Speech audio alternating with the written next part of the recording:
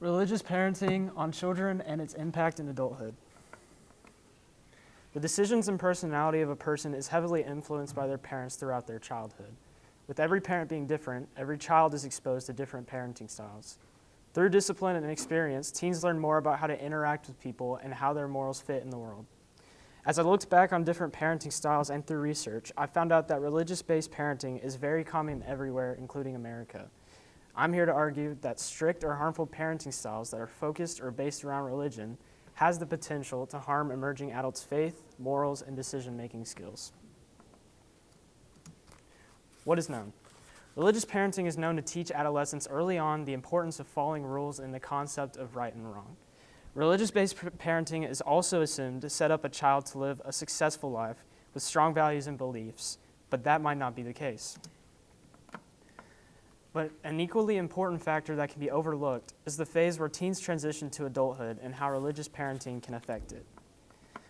There are three main perspectives that the underlying factors fall in.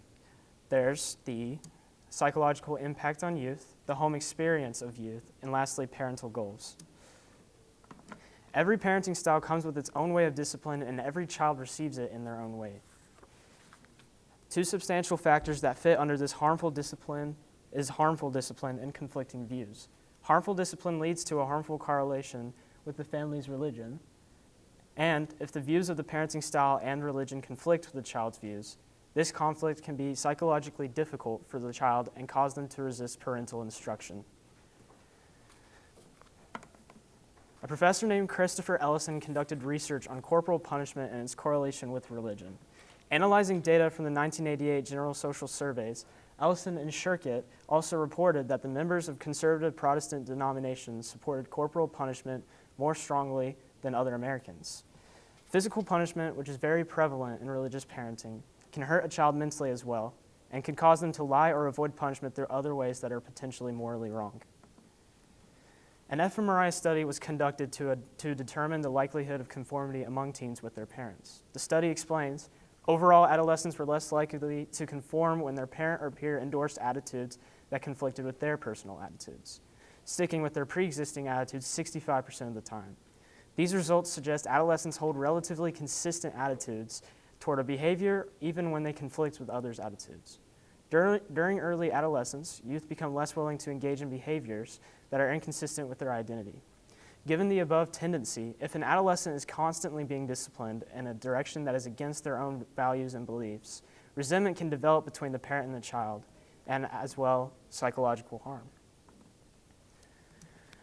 Now for the home experience of youth. For the benefits of religious parenting styles to be effective, certain requirements need to be met in a child's environment. Two important factors include the parental marital happiness and status and how free versus constrained the teen feels in their environment. A study conducted by the American Sociological Review observed the happiness and characteristics of the parents' marriage, and the happiness of their children and compared it with how religiously active they are over time. Adult offspring raised in households with high marital happiness have higher religiosity, but offspring raised in step-families have lower religiosity. Thus, negative parental relationships interfere with religious socialization. Benefits of religious parenting and in a religious environment becomes less effective depending on the parent's marriage. The same study also determines how strict the parents were with the beliefs and freedoms of their children. The study also showed that the more of a religious background a person had, the higher of the chances in feeling constrained with their religion and views, therefore causing a lower rate of religiosity.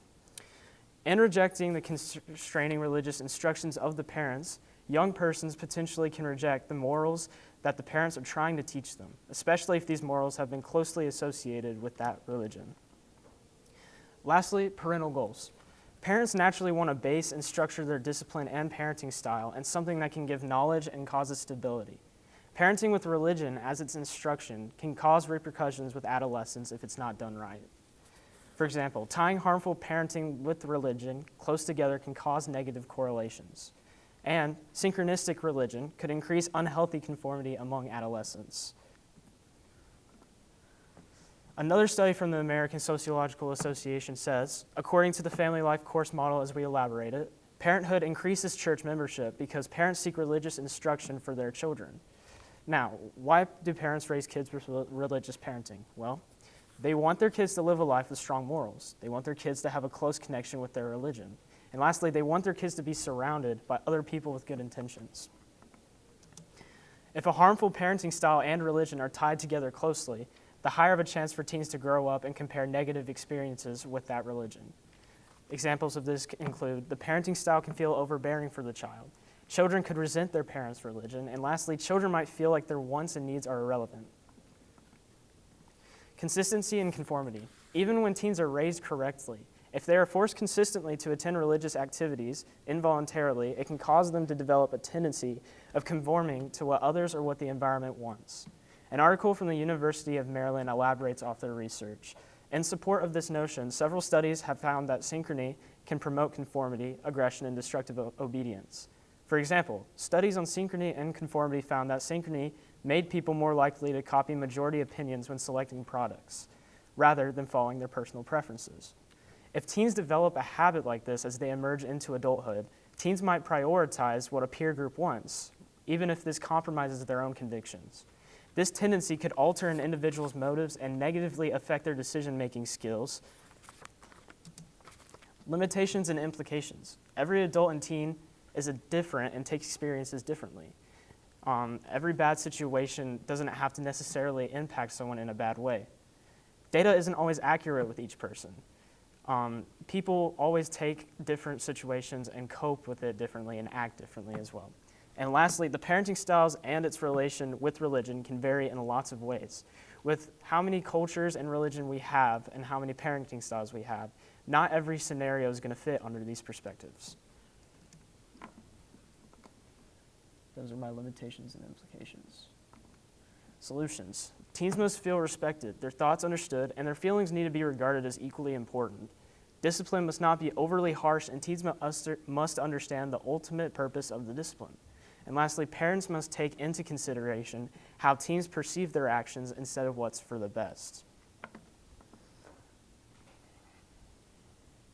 Okay, Ben, what information did you need before you began your research, and how did that information shape your research?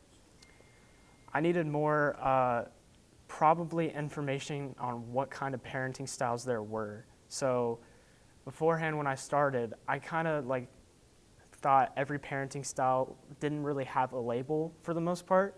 And so as I looked further into it, I realized that there's different parenting styles like authoritative and permissive and all those different ones. And I realized that different parenting styles that are labeled like this could also impact how religion can make it more harmful or if it helps the adolescent as well. So. Ben, second question, what advice would you have for other researchers who consider this topic? I advise them to look for credible resources because with religion and culture being very important in everyone's lives, it's really hard to find articles that are unbiased. And a lot of people who are raised in certain different kinds of parenting styles will already have a natural bias towards those things as well. So probably most likely is going to be unbiased information.